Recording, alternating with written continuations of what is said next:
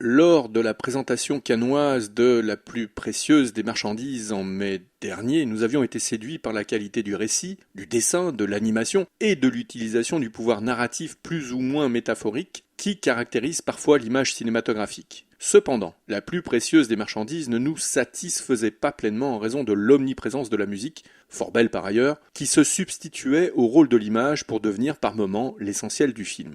La version de La plus précieuse des marchandises qui sort en salle ce mercredi 20 novembre 2024 est différente. Revue et allégée de cette surinterprétation musicale des situations, La plus précieuse des marchandises trouve désormais une forme d'aboutissement supportée essentiellement par le narratif et le travail visuel. À l'origine du film, un livre qui porte le même titre. Écrit par Jean-Claude Grimbert, La plus précieuse des marchandises se présente comme un conte, ce que le film accepte également. Déjà, le livre de Grimbert reprend la structure du conte pour mieux la détourner afin que le récit se nourrisse d'une réalité historique traduite par un schéma fictionnel, ce que le film acceptera également. Au début du film résonne la voix de Jean-Louis Trintignant, magnifique. Il était une fois un pauvre bûcheron et une pauvre bûcheronne. Nous y sommes. Nous entrons dans une fiction qui, sous des airs d'anonymat, évoque une généralité. Nous sommes tous concernés. Ces mots, très simples, donc forcément très efficaces, introduisent des éléments qui respectent l'architecture du conte et en reprennent quelques codes. Nous savons que la situation initiale, à laquelle nous aurons accès, établit d'emblée un contexte social difficile. La pauvreté nommée prend corps dans une image qui, derrière une esthétique sobre aux traits insistants, proche d'une iconographie relevant de la gravure, confirme et prolonge l'affirmation formulée par les mots. D'ailleurs, ce sera un leitmotiv. L'image ne sera jamais illustrative. Jamais au service du texte, mais au contraire, elle en décuple les effets en apportant les précisions que le spectateur se chargera d'agencer dans son esprit. L'image est ici sujet et complément, c'est le texte qui est un adjuvant. Toujours à propos de cette ouverture de film, et de ces quelques mots prononcés en off, les personnages n'ont pas de nom, ils sont universels. Reste à attendre l'événement qui propulsera le récit dans une autre dimension. Il surgira sous la forme d'une enfant lancée dans le paysage, enneigé depuis un train de marchandises. Le conte bascule. Le conte est détourné car ce n'est plus le merveilleux qui définit le contexte, mais l'histoire avec un grand H. Cette dernière fait irruption dans le récit pour le nourrir d'une complexité qui autorise la superposition du réel et du fictionnel. Naît alors un paradoxe fécond. Une datation de faits historiques apparaît dans une forme de récit qui, traditionnellement, joue de l'intemporel.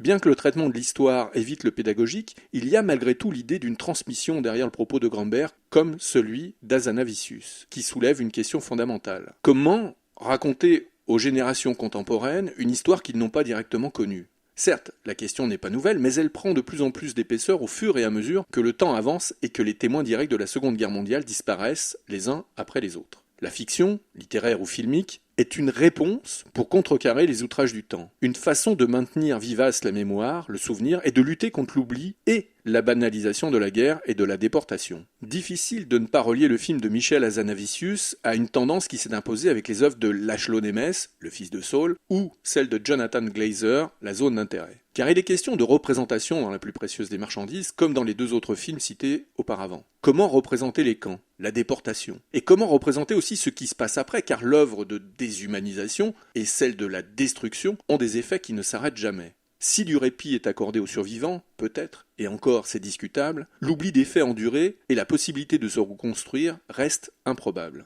Alors il faut raconter cette histoire, la transmettre pour qu'elle intervienne dans l'imaginaire de tous, des plus jeunes aux plus âgés, pour ne pas que ça recommence. Pour que cette histoire appartienne au plus grand nombre.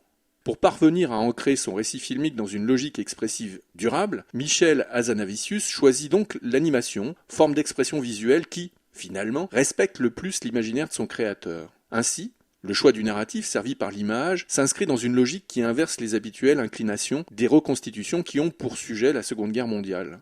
La plus précieuse des marchandises évite, soigneusement, sauf en cas d'absolue nécessité pour éclairer le spectateur sur les attitudes des personnages, de verser dans l'horreur qui accompagne tout récit lié au camp de concentration. Au contraire, le film est en quête de ce qui peut sauver l'humanité confrontée à ces situations extrêmes. Le film, on en revient au conte, débusque ce qu'il y a de meilleur en l'humain. À ce titre, le cheminement intérieur du pauvre bûcheron stimule la révélation de sa nature profonde. Au contact de l'autre, l'homme affirme son caractère, ses sentiments, et il incarne une vision du monde humaniste et symbolique. La plus précieuse des marchandises s'inscrit donc dans une logique représentative qui constitue en soi un changement de paradigme dans la représentation des camps d'extermination. En choisissant le support de l'animation, Michel Hazanavicius explore avec brio une autre voie dissertative sur un sujet qui ne doit surtout pas cesser de nous préoccuper.